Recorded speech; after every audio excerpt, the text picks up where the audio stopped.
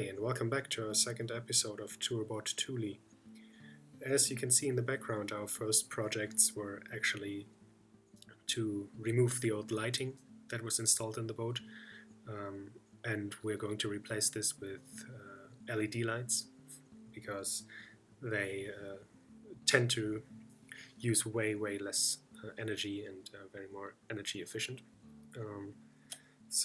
Christy ripped out all the old lighting and we're going to pick out new ones. I just finished scrubbing the ceiling. This vinyl stuff.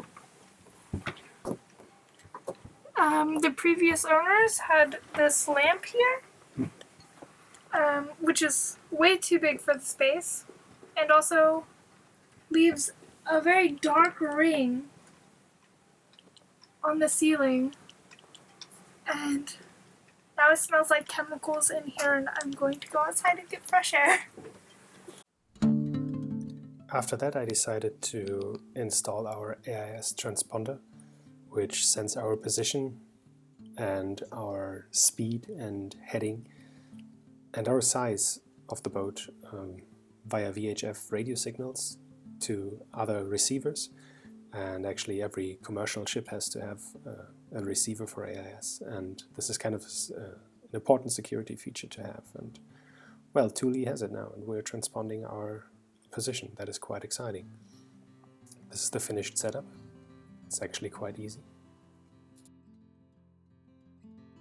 We have a single VHF antenna in the mast, and in order to use the VHF radio and the AIS transponder simultaneously, you either have to install a second VHF antenna, which we didn't like. In order to do this, you need an antenna splitter who splits the signal between the VHF radio and the AIS transponder. So whenever the AIS wants to send a new position, it would use the VHF antenna only for the purpose of the AIS at that very second, and then switches back to VHF radio mode. So VHF radio is always the preferred signal.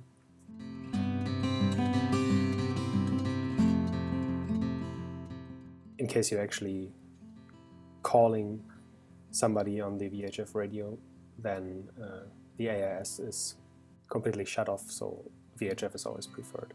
And even when you turn off the splitter, it would automatically switch through the VHF, so in case of emergency, you always have the right connection. That's pretty much the setup, but before looking into this, I had no idea how to install those components, and maybe somebody will find this a valuable information. Anyway, let's get back to sailing. And after the projects were done, we were quite hungry and had some food and prepared for the evening. In the evening we actually went for a little walk around the marina, and I'm going to leave you to the pictures now.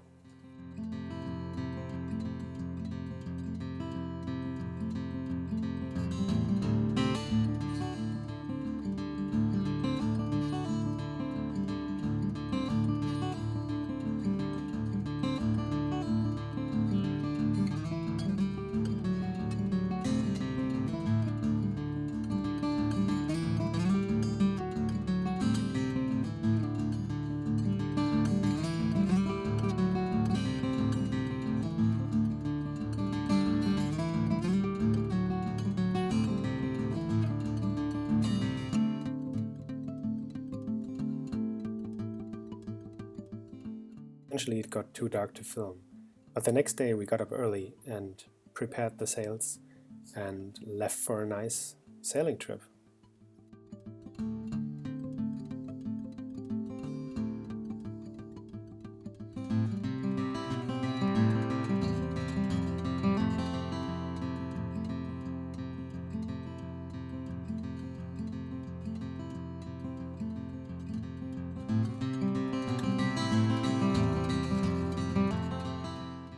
Our journey starts in the harbor of Den Osse, and we sail down through the passage of the Southern Islands and then up to this big island around the archipelago and then straight against the wind.